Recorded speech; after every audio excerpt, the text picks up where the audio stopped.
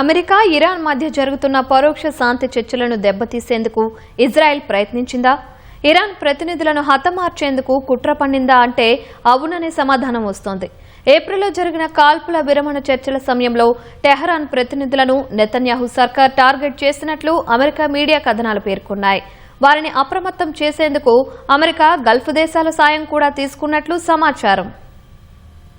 America Iran మధ్య కుదిరిన తాత్కాలిక శాంతి ఒప్పందంపై ఇజ్రాయెల్ తీవ్ర అసంతృప్తితో ఉందన్న ప్రచారం నేపథ్యంలో కీలక అంశం వెలుగులోకొచ్చింది.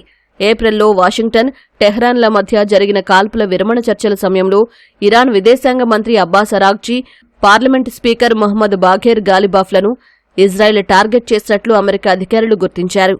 ఈ మేరకు న్యూయార్క్ టైమ్స్ ఓ కథనం రాసింది.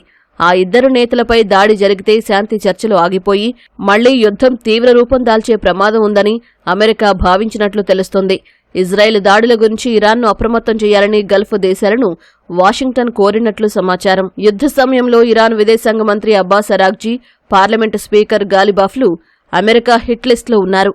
అయితే శాంతి చర్చలు మొదలైన తర్వాత వారిపై దాడి జరిగితే దౌత్య ప్రయత్నాలకు విఘాతం కలుగుతుందని అగ్రరాజ్యం కలవరం చెందింది. గాలిబాఫ్ పేరు ఇజ్రాయెల్ హిట్ లిస్టులో ఉన్నట్లు తెలుసుకున్న ట్రంప్ యంత్రాంగం ఆయనపై దాడి చెయ్యొద్దని నెతన్యాహును కోరినట్లు న్యూయార్క్ టైమ్స్ కథనం పేర్కొంది.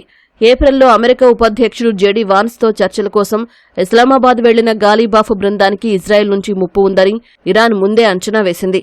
తమ బృందానికి భద్రతాపరమైన హామీ ఇవ్వాలని పాక్, ఖతార్ ద్వారా అమెరికాను కోరింది.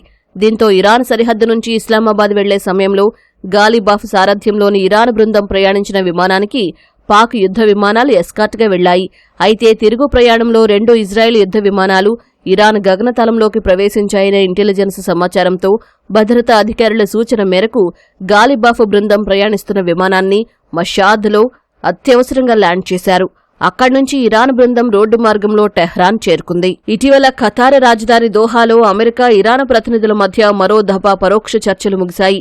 ఇందులో సమగ్ర శాంతి ఒప్పందం దిశగా పెద్దగా పురోగతి సాధించలేదు. జులై 9న ఇరాన్ దివంగత supreme leader Ayatollah Ali Khamenei అంత్యక్రియల తర్వాత తదుపరి రౌండ్ చర్చలు జరిగే అవకాశం ఉంది.